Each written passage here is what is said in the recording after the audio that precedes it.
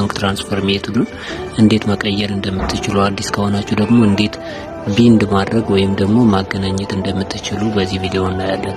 ቪዲዮውን እስከ መጨረሻው እዩት። ቪዲዮውን ከመጀመራችሁ በፊት ግን ሁላችሁም ላይክ አድርጋችሁ ጀምሩ።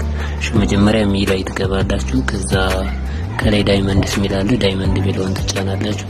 ከዛ ከዚህ ላይ ሀገራችሁ ሌላ ሀገርም እንኳን ቢሆን ማለት ነው ችግር የለውም። እዚህ ላይ ገብታችሁ መምረጥ ትችላላችሁ። የትም ሀገር ለምሳሌ ባንግላዴሽ ብላችሁ በአጋጣሚ የከፈታችሁ ልጆች ካላችሁ ቪፒኤን ስትጠቀሙ እንደዛ ስለሚከፍትባችሁ ሰው ከዚህ በኋላ ካንትሪ ትመርጣላችሁ። ኢትዮጵያ ብላችሁ ዊዝድሮዋል ሜተድ ለምሳሌ ይሄ ዩኤስዲቲ ቲአርሲ 20 አለ፣ ኢፒ አለ፣ ቴሌ ብር አለ፣ ባንክ ትራንስፈር አለ።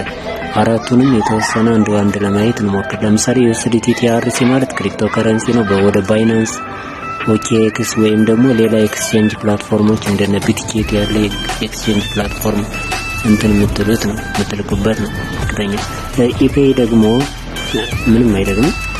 ኢፔይ አብዛኛውን ክሬዲት ካርድ የምትጠቀሙ ልጆች ምናምን ካላችሁ ነው እሱንም ታርፉታላችሁ። ቴሌ ብር ያው ቴሌ ብር ነው። ባንክ ትራንስፈር ነው ቴሌ ብር ነው ኢትዮጵያ ውስጥ።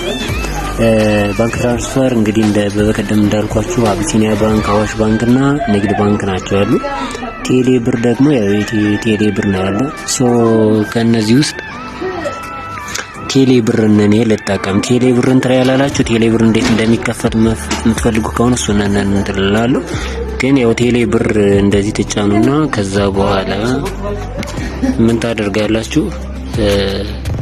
ከቴሌ ብር ቴሌ ብር እንትን ካለ በኋላ ቢንድ የሚል አለ ከታች፣ እሱን ቢንድ ትሉታላችሁ ማለት ነው። ከዛ በኋላ ኢንተር ዩር አካውንት ነምበር ይላል። ኢንተር ዩር አካውንት ነምበር ያው አካውንት ነምበራችሁን እዚህ ጋር ማስገባት ነው። ኢንተር ዩር ኔም ስማችሁን ታስገባላችሁ። ስልክ ቁጥር እንዳስፈላጊነቱ እዚህ ላይ ታስገባላችሁ። ኢሜል ደግሞ የከፈታችሁበትን በፊት ይሄንን ቦላ ኦፕን የከፈታችሁበትን ታስገባላችሁ ማለት ነው። ፔሪድ ባንክ ትራንስፈር ደግሞ ቴሌ ብርን ተውና ባንክ ትራንስፈር ደግሞ እዚህ ጋር ትገባላችሁ። ከዚህ ከገባችሁ በኋላ ቢንድ የሚለውን ትጫናላችሁ።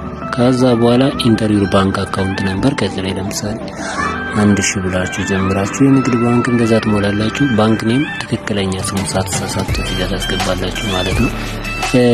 አቢሲኒያ ባንክ፣ አዋሽ ባንክ፣ ሲቢኢ፣ ኮመርሻል ባንክ ኦፍ ኢትዮጵያ ከዚህ ቅድም እንዳልኳችሁ 23ቱ አንዱን ትመርጣላችሁ። አሁን ለምሳሌ እኔ ቅድም ከላይ እንዳልኩትም ሲቢኢ ነው የምመርጠው። ምክንያቱም እዚህ 1000 ብላችሁ ከጀመራችሁ ማለት ወይም እንደ ምርጫችሁ ይሆናል ማለት ነው። ከዚህ ጋር ይሄን እንደ ምርጫ ነው። ዩዘር ኔም እዚህ ላይ ትክክለኛ ስም ነው የምትጠቀሙትን ስም ነው እንትን ስልክ አንዳንዴ ትራንሳክሽን ሳይሳካ ከቀረ በዚህ በስልካችሁ ማወቅ ስለሚችሉ ኮንታክት ታደርጋቸዋላችሁ። እነሱም ኮንታክት ያደርጓቸዋል ማለት ነው። ኢሜሉን በተመለከተ እናንተ ቅድም እንዳልኳችሁ ቦሎ አፕን በከፈታችሁበት ኢሜል ማለት ነው። የዛሬው ቪዲዮ የኔ መስራሪ ጥያቄ ካላችሁ ኮሜንት ሴክሽን ላይ አስቀምጡልኝ። ሰላም ለእናንተ ይሁን። መልካም ጊዜ። ደህና ሁኑ።